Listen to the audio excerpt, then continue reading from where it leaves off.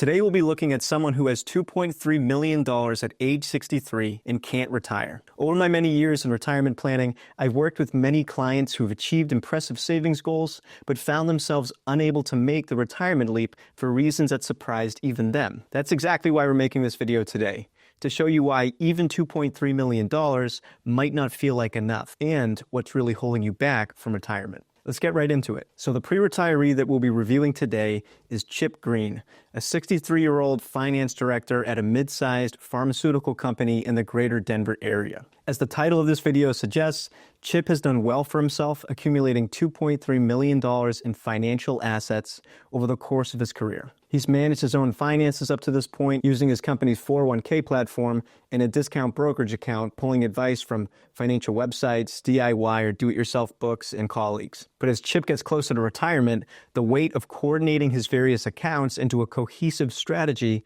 has left him feeling overwhelmed. Despite having saved what most would consider a solid amount, he's stayed in his current role longer than he'd like, not necessarily because he's passionate about the work, but rather because he's unsure how to confidently turn that $2.3 million in financial assets into sustainable retirement income. And adding to his worries, he fears becoming a financial burden on his children who live far away should he ever need custodial care. So Chip still faces a critical challenge: how to make the leap from saving for retirement to living in retirement.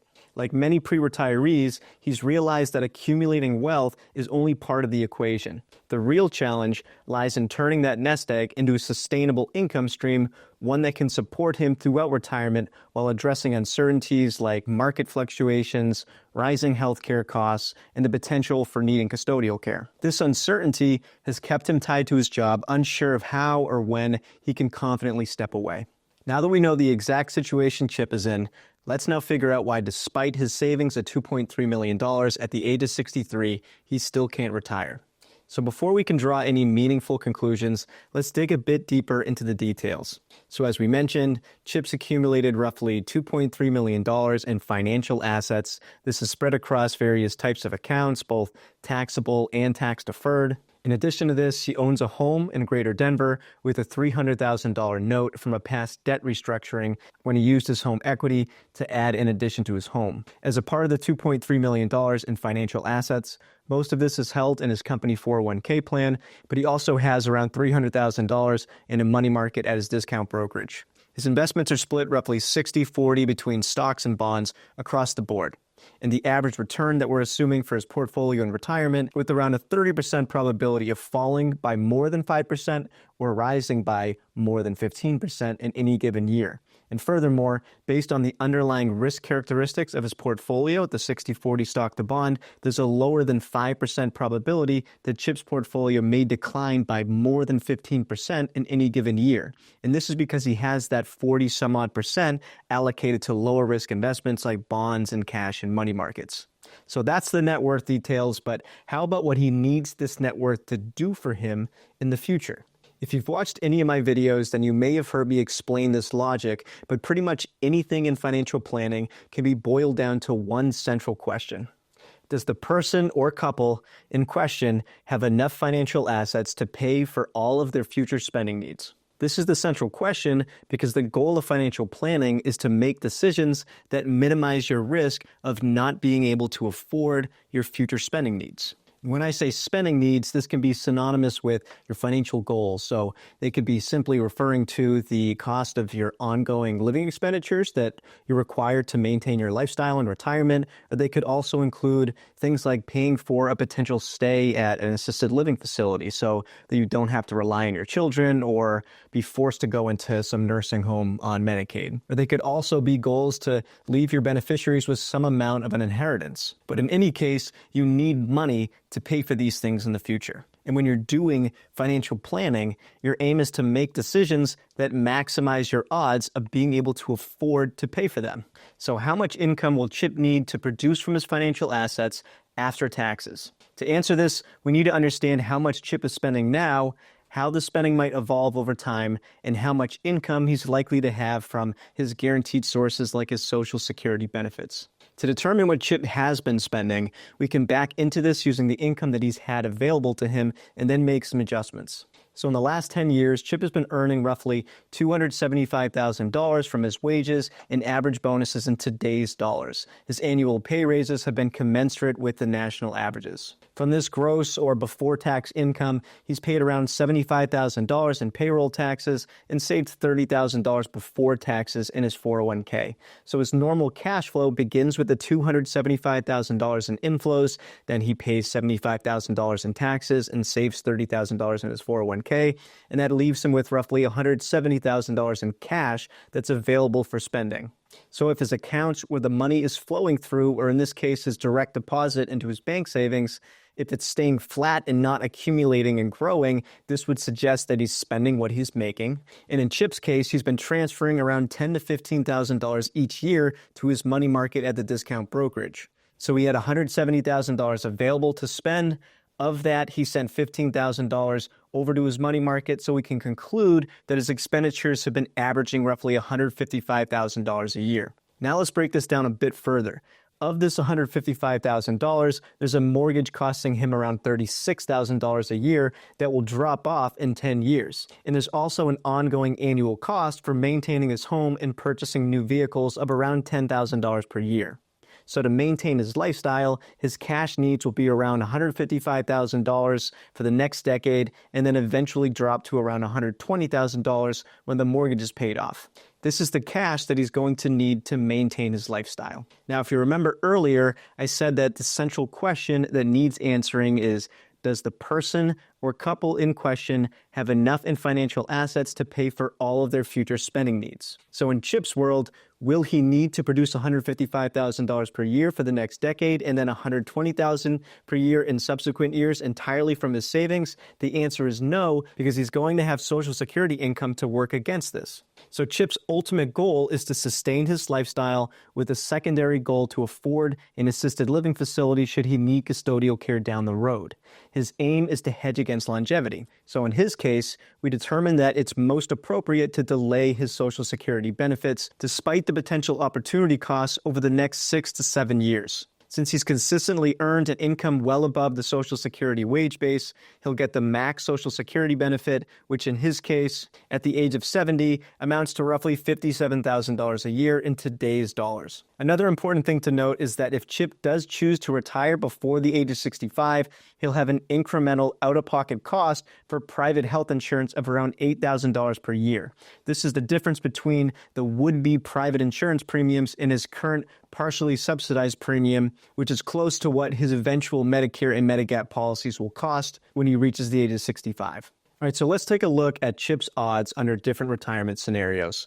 The approach that I'm going to focus on here is a Monte Carlo simulation, which gets a lot of attention for better or for worse, but I do think that this is the most informative approach, so I'm going to sit here and talk on it for a little bit, just to provide some more context. When planning for retirement, there are generally 3 different ways that you can project how your investments might perform over time. First, you can assume that your investments will grow by a steady, fixed percentage each year. This is called a linear approach. It's simple, but doesn't reflect the ups and downs of real markets. Second, you can use a Monte Carlo simulation, which factors in how much risk is in your portfolio. It runs thousands of scenarios based on something called the law of large numbers to show you a range of potential outcomes and the likelihood of these outcomes occurring. If you're not familiar, the law of large numbers is a mathematical principle that says that the more times you repeat something, the closer you'll get to the average result that you expect.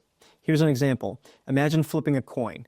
If you flip it 10 times, you might get heads 7 times and tails only 3, which doesn't seem very fair. But if you flip it 1,000 times, you'll end up closer to 50-50. That's the law of large numbers at work. In a Monte Carlo simulation, we apply the same principle by running thousands of scenarios where your investments experience different combinations of good, bad, and average returns, just like what happens in real life. The more scenarios that we run, the clearer and more reliable the overall picture becomes. This is incredibly useful for retirement planning because while we can't predict exactly what the markets will do, we can get a realistic sense of the range of potential outcomes and how likely each one is. The third approach is that you can look at historical data using past market performance to estimate what might happen in the future. Now, each of these methods has its pros and cons, but when it comes to retirement planning, I personally lean on the Monte Carlo simulations. Why? Because it gives us a range of potential outcomes, which is especially important when you're withdrawing money in retirement. The timing of those investment returns, whether good or bad, can make a huge difference. But here's where I take a slightly different approach than most advisors. Instead of focusing on the probability of success,